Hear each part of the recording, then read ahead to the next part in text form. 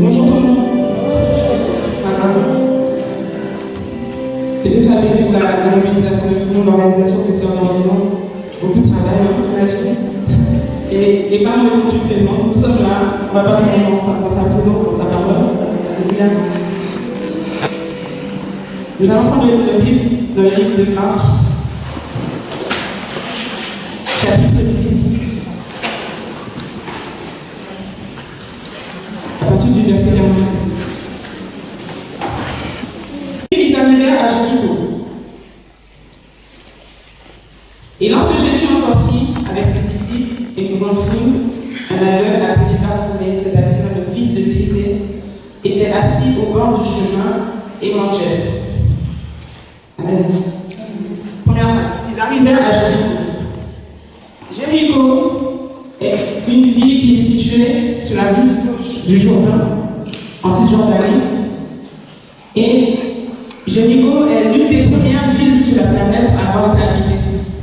Ça fait partie d'une des premières, un des premiers territoires à avoir été habité. Vous savez que vous connaissez l'histoire de Josué, des murailles de Jéricho, d'accord?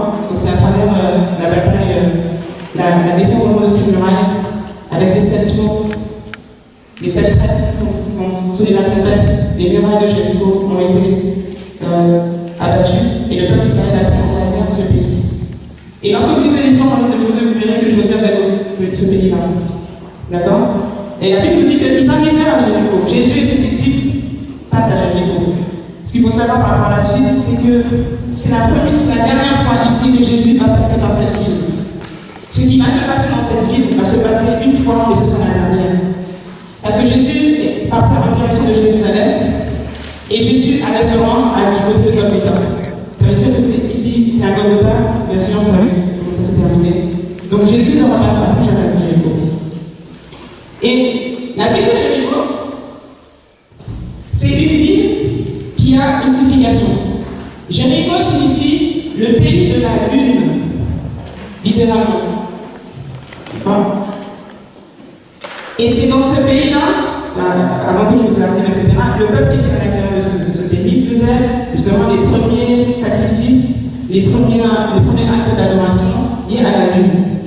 Or, nous savons que contrairement au soleil qui est fixe, il se lève et se couche, il ne change pas de forme.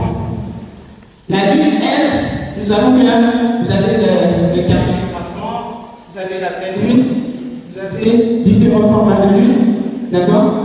Et la parole nous parle de cette ville qui s'appelle la ville de la lune. Et nous savons que la lune décline, disparaît, réapparaît, etc. D'accord? Jésus passe. Et la Bible dit que la deuxième phrase, lorsque Jésus en sortit, d'accord, avec ses disciples, les personnes qui vont voir Jésus passer à Jéricho, dans cette ville du déclin, dans cette ville lunaire, cette ville qui n'est pas fixe, cette ville qui ne brille pas comme le soleil, ont intérêt à saisir le passage de Jésus pour sortir des situations de déclin, pour pouvoir suivre le soleil devant qui est Jésus-Christ qui passe. Alléluia. Et Jéricho aussi, au niveau géographique, votre information, c'est le pays dont l'altitude est la plus basse au monde entier. Si on a en géographie, vous demandez quel est le pays de l'altitude la plus basse, c'est la ville de Jéricho. Parce qu'on a 240 mètres par rapport à l'altitude zéro. Donc dans le monde entier, c'est le plus bas. C'est la signification. En déclin, le plus bas. Et Jésus passe, et Jésus ne reste pas dans cette ville. Il en sort à l'ex-disciple. Et une grande foule. Et un aveugle est Bartimée, c'est-à-dire le fils de Timée. Nous savons que. Vous m'entendez si je parle comme ça? Oui.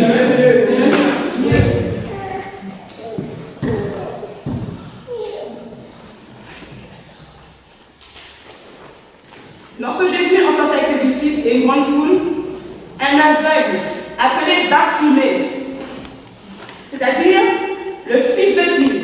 Donc on va s'arrêter là. C'est la première fois dans la Bible qu'on donne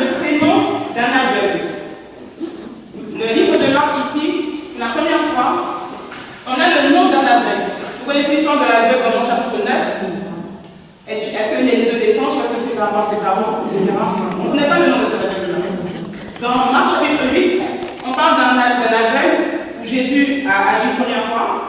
Il a dit qu'il voyait des hommes un peu comme des arbres, c'est pas encore fou. Jésus a encore agi, il a vu. Combien d'aveugle? On ne connaissait pas le nom de cet aveugle. Ici, la Bible mentionne le nom de Bartimée. Si la Bible mentionne son nom, c'est qu'il y a quelque chose derrière. Il y a quelque chose qu'il faut soutenir. Bartimée, fils de Timée. Cet homme qui s'appelle Bartimée est identifié par rapport à son père, fils de Timée.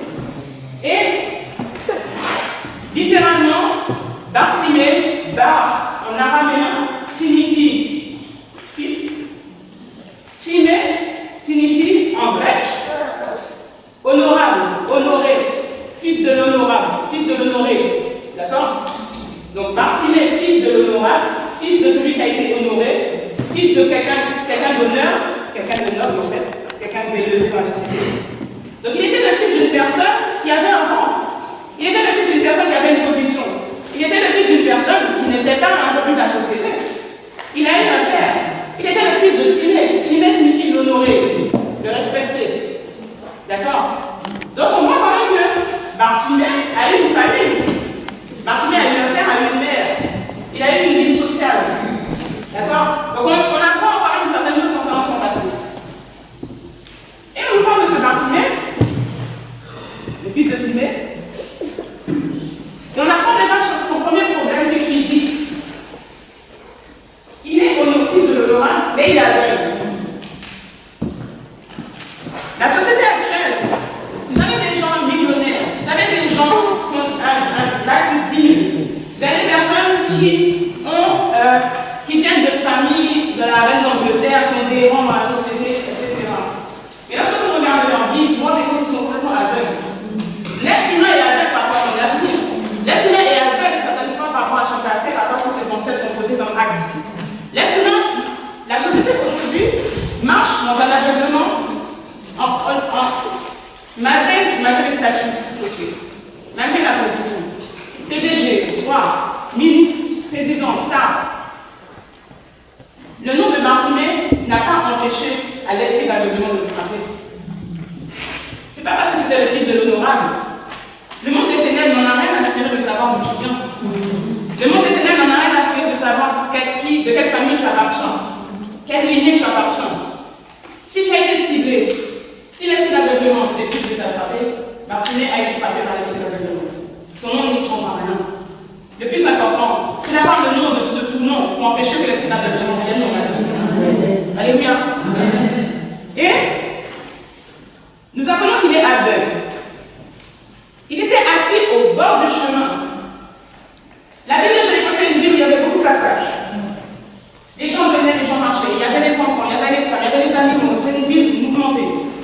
Les gens allaient d'un point A à un point B, d'un point B à un point C, d'un point C à un point D. Les gens avaient une vision, avaient un but. Ils savaient où ils allaient, ils avaient une vie sociale. Mais nous, on apprend qu'au niveau de la position, Bartimée n'est pas comme tout le monde dans une position de groupe. Bartimée n'est pas la même égalité que les autres.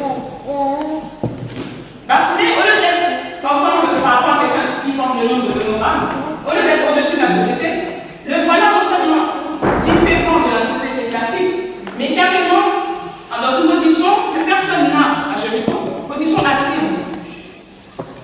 Et non pas assis sur un trône, non pas assis sur une chaise en or, assis sur le bord du chemin, aveugle, ne sachant pas où aller, n'ayant personne pour le diriger, n'ayant personne pour lui tendre la main, n'ayant personne pour lui dire viens, je vais t'aider, n'ayant personne pour l'accompagner dans sa vie de tous les jours.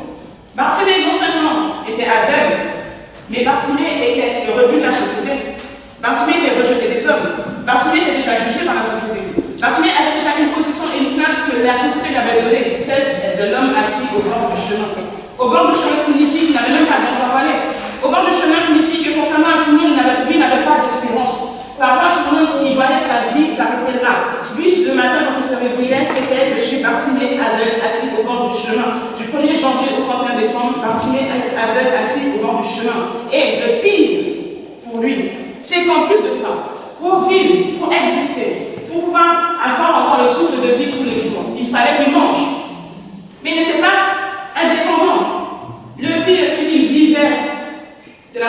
marginalisés. Au niveau social, au niveau catégorie sociale, intégration dans la société, là encore, il était complètement à l'ouest. Il mangeait. Il vivait uniquement par rapport à la bonté que les hommes pouvaient bien lui accorder. Et encore, les gens passaient dans un mouvement, encore fallait-il qu'on le voie assis au bord du chemin. Tous les jours, les gens faisaient leur vie, encore fallait-il qu'on prête attention à lui. Encore fallait-il qu'on ne soit pas habitué à voir quelqu'un assis au bord du chemin en train de manger. Nous sommes dans une société aujourd'hui, nous sommes habitués à voir des gens qui demandent des choses. Nous sommes habitués à voir des Roumains nous demander des choses. Nous sommes habitués à voir des Syriens demander des choses sur les carrefours. On est habitué à voir des élèves dans les métros. Attention de ne pas être habitué. Connaissons-nous vraiment la vie de ces personnes, ce qu'ils ressentent? Bartimée aveugle, mangeant, ayant perdu son identité de fils de Timée. On lui dit qu'il est le fils de l'honorable, il vit tout le contraire.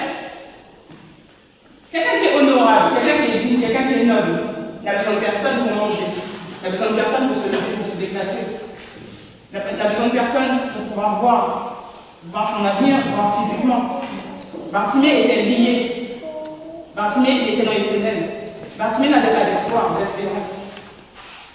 Il y a des personnes comme ça qui sont dans une situation où elles ont l'impression que leur vie est gâchée. Tu as l'impression que ta vie est gâchée. Tu as l'impression que tu as commis une erreur. Et tu te condamnes toi-même en pensant que cette erreur-là est tellement fatale que tu n'as plus le droit d'avoir un avenir restauré. Vous avez des mères de foyer, des femmes qui ont passé des années à élever leurs enfants, à prendre soin de leur foyer, et qui un jour se retournent et se rendent compte, se disent, je vous ai gâché, je vous ai donné ma vie, toute ma vie, je voulais consacrer. Vous avez des personnes des femmes du jour au lendemain qui se réveillent un matin, qui découvrent que leurs maris sont adultères depuis des années, et qui se rendent compte que c'est à l'âge de 50 ans, 60 ans, elles se rendent compte qu'elles sont toutes seules. Elles ont l'impression qu'elles ont gâché leur vie. Elles ont l'impression qu'elles sont au bord du chemin. Elles ont l'impression que elles sont dans la mendicité. Qui va pouvoir m'aider? Vous avez des personnes qui sont arrivées à la fin de leur vie, qui se posent la question parce qu'elles sont toutes perdues. Des personnes qui s'investissent pendant des années dans les sociétés, dans les entreprises. Le père a travaillé dans l'entreprise, la mère a travaillé dans l'entreprise, le fils rentre dans l'entreprise et un jour part, il dit je vous ai consacré ma vie, maintenant je ne suis plus en rien. Voilà. Nous sommes dans une société aujourd'hui où beaucoup sont assis au bord du chemin. Ils peuvent avoir un beau sourire, ils peuvent avoir un beau statut, ils peuvent rigoler toute la journée. Mais au fond d'eux, ils sont aveugles. Est-ce qu'ils se posent des questions? Où irai-je après la mort? Qu'est-ce que la vie? Pourquoi je suis sur terre? Est-ce que c'est tous les voyages que j'ai faits qui va nous rendre si heureux que ça? Mon compte en banque est blindé. Est-ce que c'est ça qui me rend réellement heureux? Vous avez des personnes assises au bord du chemin. Des personnes qui ont commis des actes, des erreurs, et qui pensent que cette erreur-là est l'erreur fatale qui a stoppé toute leur vie, qui s'auto-condamnent, qui entendent la voix de l'ennemi qui les condamne. Vous avez des personnes qui ont porté tellement de fardeaux, non seulement les leurs, mais ceux de leur famille, et ceux des autres, des uns des autres, qui sont alourdis, étant plus amour que Dieu, et qui sont tellement fatigués et déçus des hommes qui s'asseyent au bord du chemin. Vous avez des chrétiens qui sont tellement déçus des assemblées, tellement déçus des pasteurs, tellement déçus de ce qu'ils vont prendre dans les églises, qu'au lieu de continuer la route, de persévérer pour son propre salut, ils s'asseyent au bord du chemin. C'est la déception. L'aveuglement. Bartimée, mangeant, aveugle, assis au bord du chemin. Et il entendit que c'était Jésus de Nazareth et il se mit à crier et à dire Jésus, fils de David, aie pitié de moi. Il l'entendit. Il était aveugle, mais il entendait. La foule passe, il entend les cris des gens, il entend qu'il y a des mouvements de niveau, mais qu'est-ce qui se passe, etc.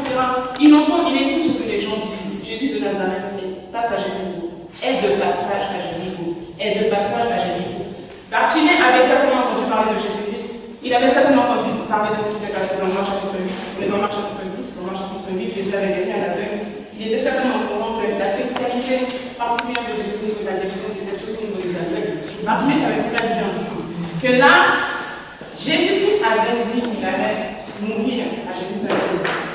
Et attention, c'est le dernier passage. Avant Jérusalem. Qu'est-ce que tu fais?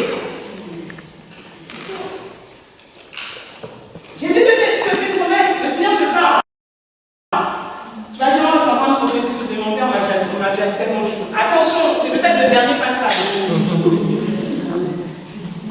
Tu dis, ouais, de toute façon, c'est toujours les mêmes messages. Bartimée, on connaît déjà l'histoire. C'est toujours les mêmes messages. Attention, c'est peut-être le dernier passage prophétique dans ta vie qui va ouvrir des portes. Attention, il méprise. Et il a entendu que c'était Jésus de Nazareth. Quand il a entendu que c'est Jésus de Nazareth, il n'a pas dit, ah ouais, d'accord, Jésus de Nazareth, alors attends, celui-là, non, la Bible nous dit qu'à partir du moment où il a su qui était de Nazareth, sœur, je n'ai pas le santé de regard là. Mettez-moi le santé, s'il vous plaît. Je vais en même temps, j'ai besoin de. Est-ce que quelqu'un peut jouer pour moi, s'il vous plaît? Est-ce que quelqu'un peut jouer? Parce que je vous dis ça tout de suite, je sais pas, s'il vous plaît, j'ai besoin de santé. Il y a quelqu'un joue derrière. Et lorsqu'il a su que c'était Jésus, Mohamed est peut-être passé un jour à Jéricho. Ça l'intéressait là. Marie, certainement passé. C'est qui passe? C'est Marie. La même personne. Il a certainement rencontré un jour, c'était Anna qui passait. Rien ne s'est passé.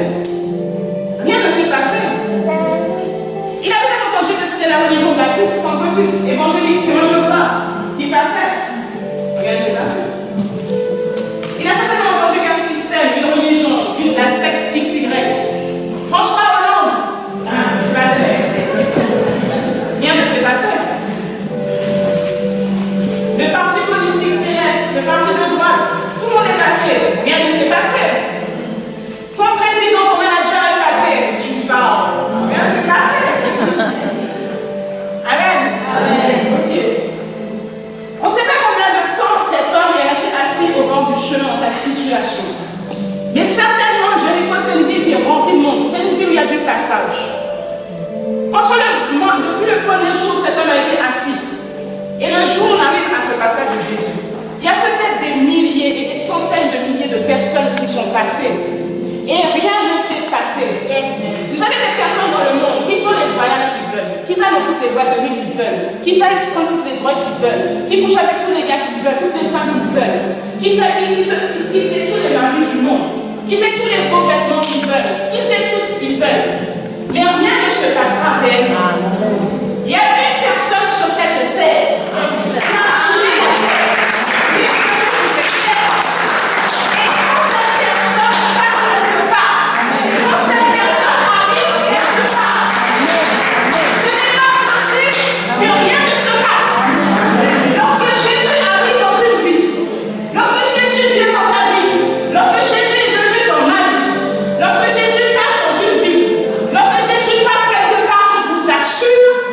Il faut que quelque chose se passe.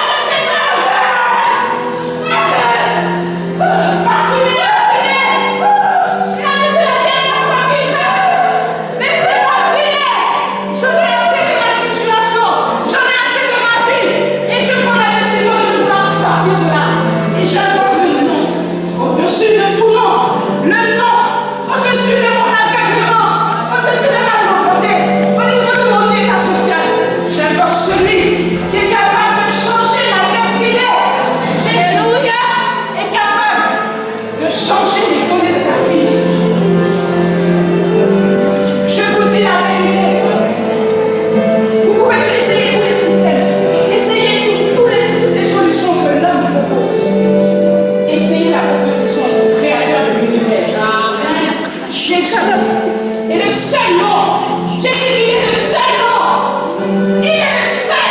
Mais non, par contre, ce n'est pas une religion, ce n'est pas un système. Jésus est une personne vivante. Et il attend que ça de venir vous libérer. Il attend que ça de venir vous aider. Il attend que ça. Il passe. Aujourd'hui, il passe.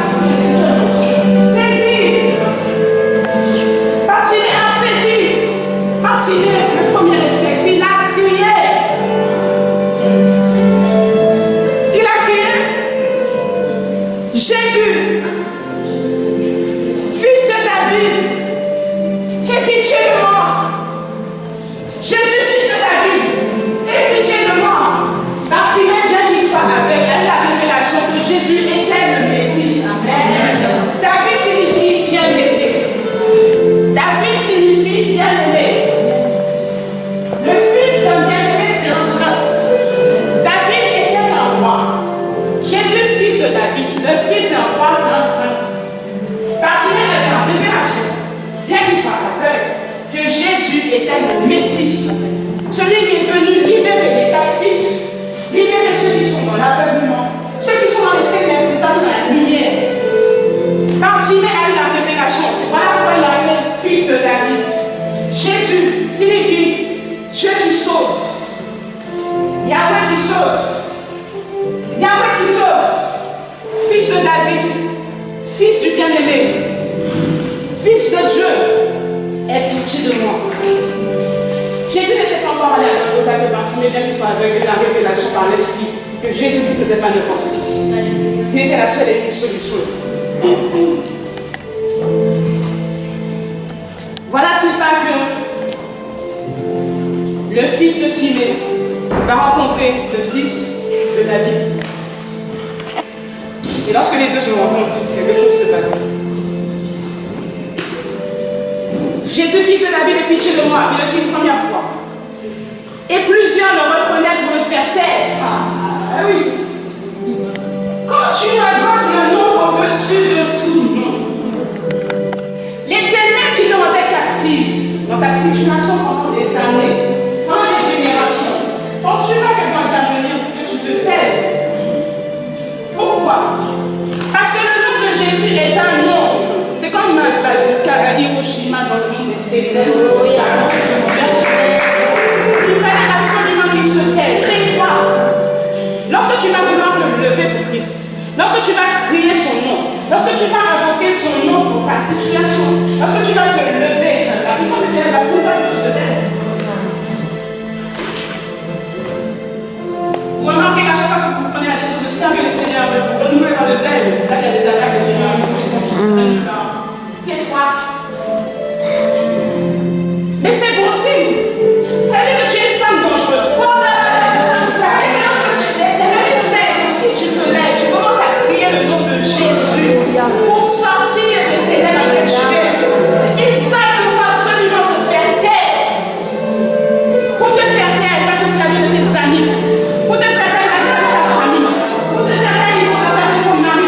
Pour te faire taire, il va se servir de frères et sœurs rassemblés. Pour te faire taire, il va se servir de ton travail, de ton patron. Pour te faire taire, ils vont te mettre une maladie. Pour te faire taire, ils vont te mettre un découragement. Ils vont tout faire pour te faire taire.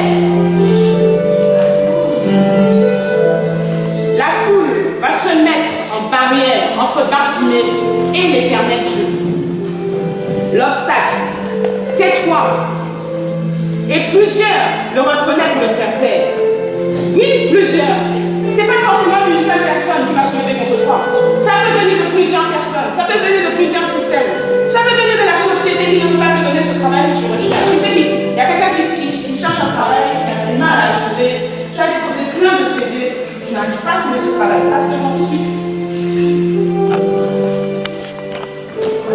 Plusieurs le reconnaissent pour le faire taire. Mais ils criaient beaucoup plus fort. Ça, c'est des guerriers. Jésus, fils de David, aie pitié de moi, une fois. La foule intervient, tais-toi. Qu'est-ce qu'il fait? C'est un guerrier. Il sait déjà c'est Jésus. Vous êtes passé plus de 20 fois à Jéricho, vous m'avez ignoré. Au nom de Jésus, l'onction sur ta vie. Je libère de l'échec. Au nom de Jésus, je proclame que toutes les paroles qui sont complètement se sont annulées par la puissance de Dieu. Maintenant, au nom de Jésus, les portes s'ouvrent dans le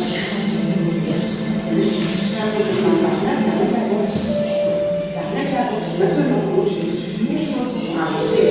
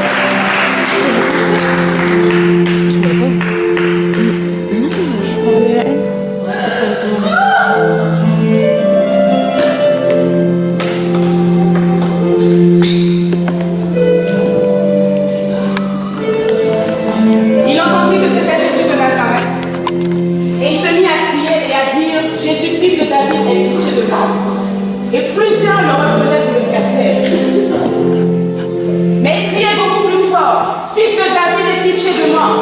Il criait beaucoup plus fort.